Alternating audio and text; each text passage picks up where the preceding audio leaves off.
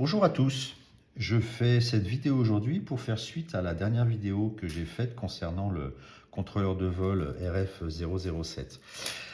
Alors, ce contrôleur, j'ai depuis la vidéo pu rentrer un peu plus dans les détails de programmation, faire des vols. Vraiment, c'est un contrôleur, comme je l'ai dit dans la vidéo précédente, c'est un contrôleur qui me donne vraiment toute satisfaction, qui marche très très bien et j'en suis super content, au point que je vais très probablement l'utiliser dorénavant sur l'ensemble de mes hélicoptères.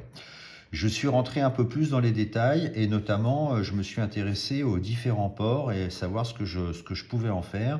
Et là, force est de constater que j'ai noté quand même un certain nombre d'incohérences sur les ports et notamment des incohérences entre la notice de FrSky et la notice que l'on peut trouver sur Rotorfly.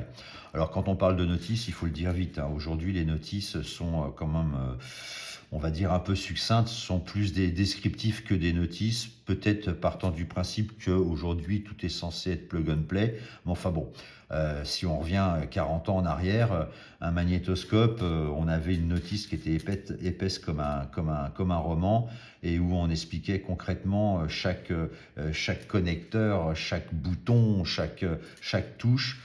Aujourd'hui, les notices, c'est souvent un peu démerde-toi comme tu peux et FrSky concrètement n'échappe pas à cette règle-là, avec des notices qui sont quand même très souvent un peu succinctes et qui laissent quand même place à beaucoup d'interrogations. Alors, au niveau des connecteurs, moi j'ai essayé de connecter un certain nombre de choses. Ça n'a pas été aussi simple que ça et surtout j'ai relevé des incohérences donc entre FrSky et Rotorfly et on va aborder le sujet concrètement.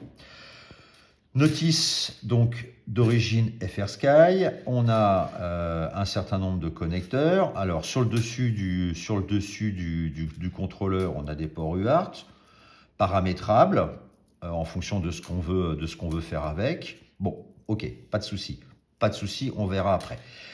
Au niveau pour le coup sur le flanc du contrôleur, on a les sorties classiques, donc les 4 sorties pour les cerveaux. Là, pas de problème. On a ensuite 3 sorties qui sont destinées à l'ESC, donc le fil classique, le fil pour récupérer donc les RPM et un fil donc qui va permettre de récupérer la télémétrie en provenance de l'ESC. Là, pas de problème. On a ensuite 2 ports que FrSky identifie comme étant auxiliaire out, ça veut bien dire ce que ça veut dire, et SBUS in, et en dessous configurable. Donc on retrouve ici la sérigraphie sur le dessus du contrôleur, SBUS, auxiliaire, télémétrie, etc. etc. Jusque là, ça paraît tout simple. Si on se réfère à la notice de FrSky, ils disent un peu plus bas dans la notice que ce bus-là, que ce port-là, le SBUS in, est configurable en entrée et en sortie. Soit. Ok, moi, quand j'installe, quand je fais un hélicoptère, j'aime bien notamment avoir lié à l'interrupteur de coupure moteur 2 bandes LED qui s'affichent sur les flancs, donc via finalement une 5e voie avec un petit switch électronique. Je me suis dit, pas de problème, là j'ai ces 2 ports-là, ça va être relativement simple de configurer une 5e voie et pouvoir donc installer mes LED. Ça ne l'est pas tant que ça. Si on se réfère donc à la notice de Rotorfly, il est indiqué à un moment donné qu'on peut rajouter effectivement une 5e voie et on a des copies d'écran qui s'affichent. Et là, très clairement, on se rend tout de suite compte qu'il ne s'agit pas du configurateur Rotorfly. Il a fallu que je fasse véritablement un parcours du combattant pour me rendre compte que ce fichier, ces copies d'écran, étaient issus d'un fichier XL qui s'appelle Rotorfly Target Builder, qui est difficile à trouver. Et en fin de compte, c'est un fichier qui va permettre en fonction du processeur utilisé par le contrôleur, de générer de la ligne de code qui sera ensuite insérée dans le terminal, c'est le dernier onglet sur le Rotorfly configurateur, pour finalement reprogrammer le processeur du contrôleur.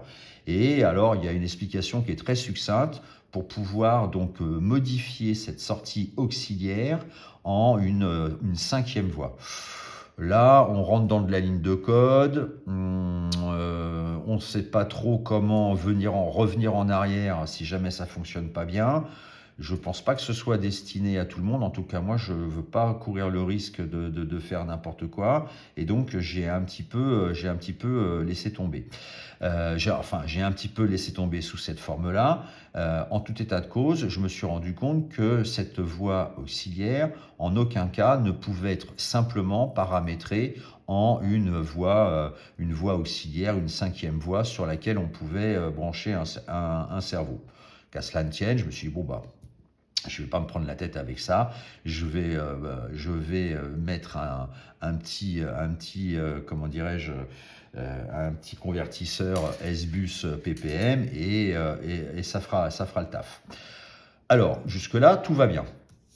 Si on se réfère maintenant à la notice de Rotorfly, on se rend compte qu'il y a quand même quelques incohérences par rapport aux deux notices. Sur la notice Rotorfly, ici, il est indiqué que c'est un S-Bus out, alors que sur la notice de FrSky, c'est indiqué un S-Bus in configurable, et donc indiqué un petit peu plus bas dans la notice, configurable en entrée et en sortie. Ok, soit. Et donc, on a le port auxiliaire.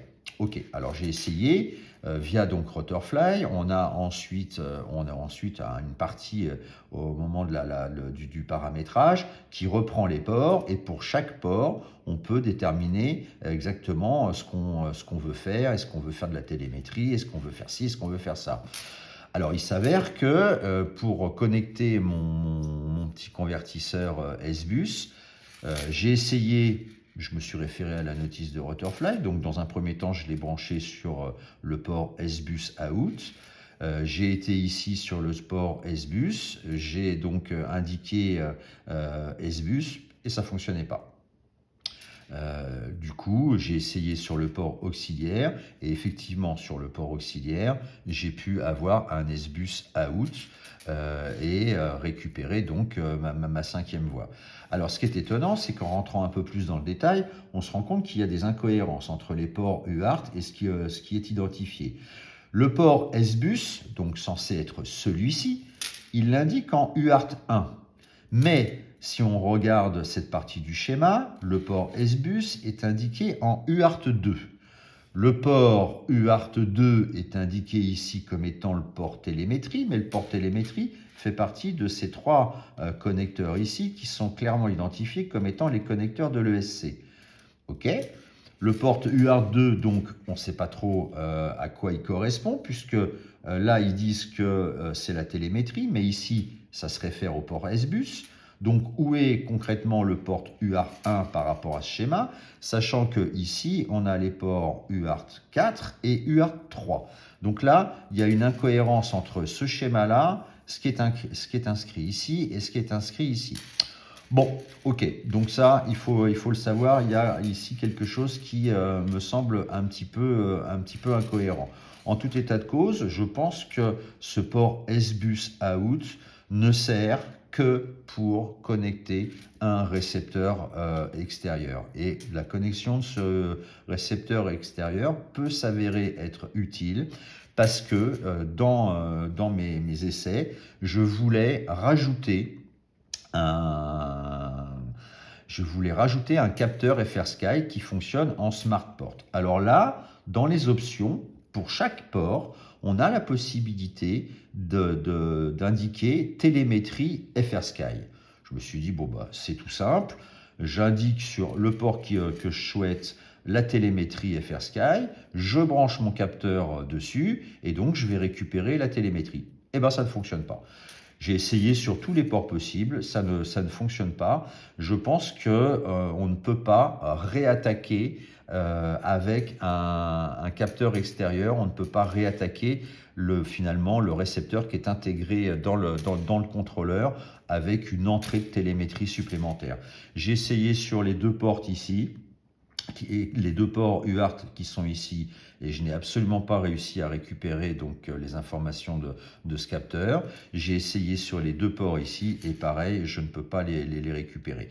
Ce qui veut dire que concrètement, si on veut utiliser des capteurs supplémentaires, il va falloir en passer par un récepteur externe, S-Bus, qui sera donc connecté sur ce port-là, qui à mon avis n'est pas du tout le port UART2 comme il l'indique, et sur ce récepteur externe, à ce moment-là, on pourra brancher tous les capteurs FrSky en SmartPort que l'on souhaite, et récupérer également la télémétrie incluse dans ce contrôleur de vol, en indiquant sur le port qu'on souhaitera la télémétrie, et notamment la télémétrie FrSky, qui donc, pour le coup, enverra les informations vers le récepteur. Donc, autant on peut sortir la télémétrie donc de ce contrôleur vers un récepteur, autant un capteur, on ne peut pas visiblement le faire rentrer dans le récepteur.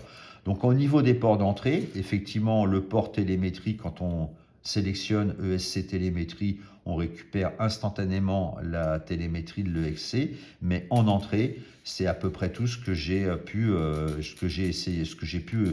réussi à faire. Aussi bien d'ailleurs sur ce port-là, j'ai essayé aussi sur ces deux ports-là, il n'y a pas de problème.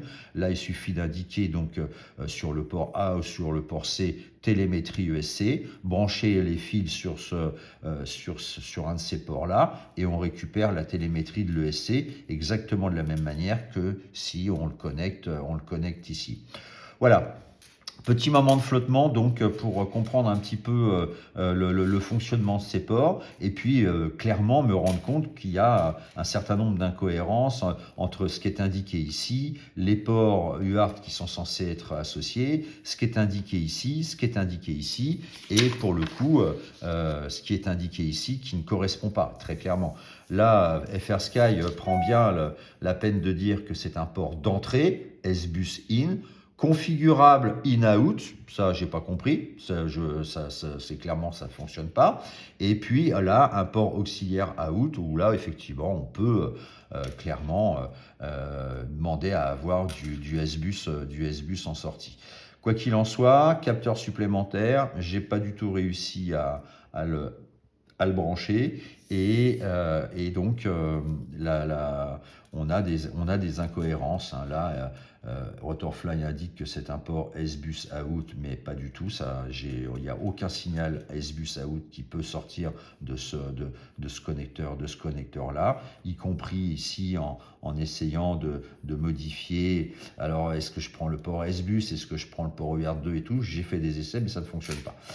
Voilà, c'est tout ce que je voulais dire concernant ces petites incohérences.